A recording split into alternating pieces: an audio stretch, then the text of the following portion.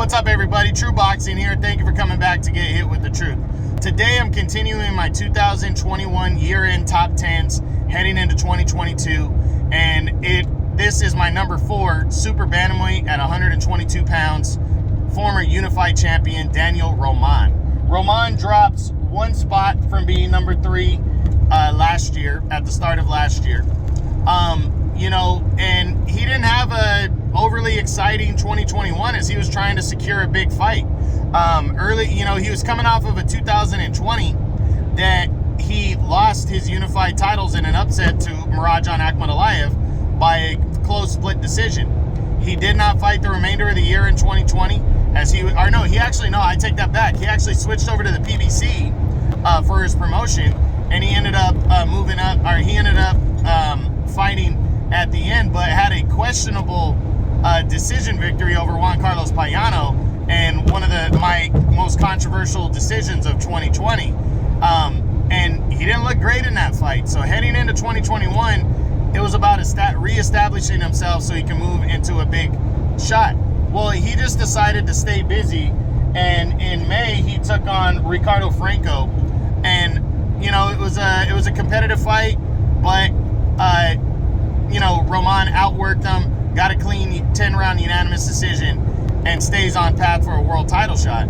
And that was all he did. But heading into 2022, Daniel Roman has a big opportunity here because he's the number 1 contender in both the WBO and the WBC right now. And the owner of those 2 belts is Stephen Fulton Jr. He's a unified champion. He just unified all the belts.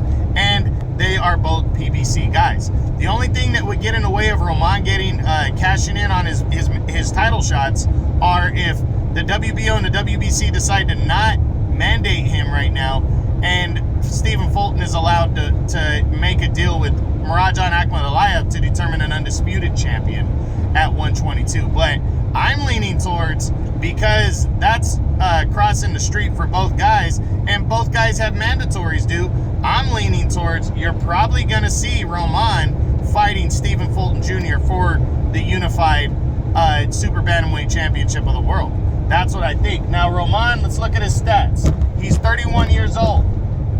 Again, he dropped one spot from number 3 to number 4. 29-3 overall with 10 knockouts.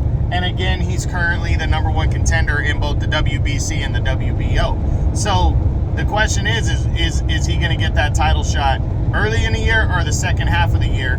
I really think Roman's playing it safe and doesn't want to risk his mandatory status by fighting, a nobody, or fighting, a big name. I take that back. He'd probably fight nobodies. I don't think he wants to fight, big names ahead of a potential title shot, especially when the owner of the 2 belts that he's in line for are with the same promotion. So I really believe Daniel Roman's going to get a crack at Stephen Fulton Jr. this year.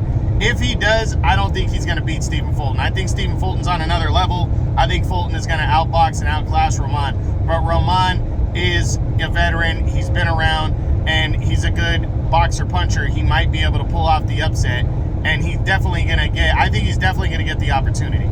So we'll see what happens, but that's what I got for my number 4 Super Bantamweight at the end of 2021, heading into 2022. Daniel Roman, the former unified champion. I hope you guys enjoyed it. True Boxing, you've been hit with the truth.